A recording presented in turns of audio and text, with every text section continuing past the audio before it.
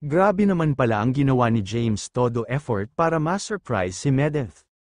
Magandang araw po sa inyong lahat mga ka-viewers, Jamdith community and all Medeth communities around the globe.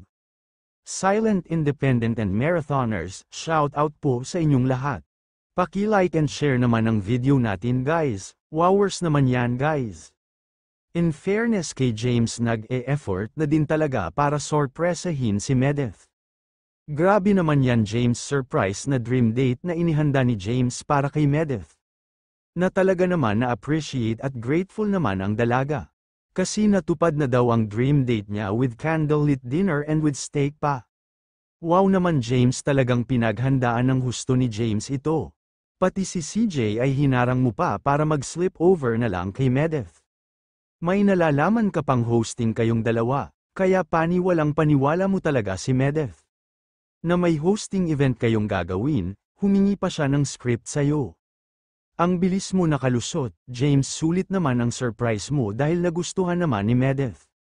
Tagumpay naman ang effort mo James, napaiyak nga daw si Medeth at teary-eyed naman si CJ. Dahil super unexpected daw coming from James ang surprise.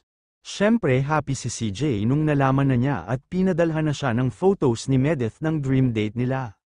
Dahil nakamit na ni Medeth ang dream date niya, at biglaan pa nga daw ang pagbili ng dress niya. Kasi wala na sila maisip na formal attire, ayaw naman ni James na magsuot si Medeth ng blazer. Kaya todo effort talaga si James, nagpasalamat naman si CJ kay James dahil natupad daw ang dream date ng bestie niya.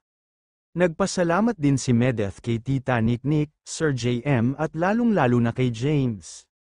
Sa pag-organize sa sorpresang handa ni James, ingat na ingat daw talaga ang binata, para hindi mahalata ang surprise na gagawin. Alam nyo naman daw si Medeth mabilis lang makatunog, kaya nga daw mahirap gawan ng sorpresa si Medeth, kasi nahahalata niya agad, kahit daw sa kanilang dalawa na mag-bestie wala din daw surprise na ganun sa kanila.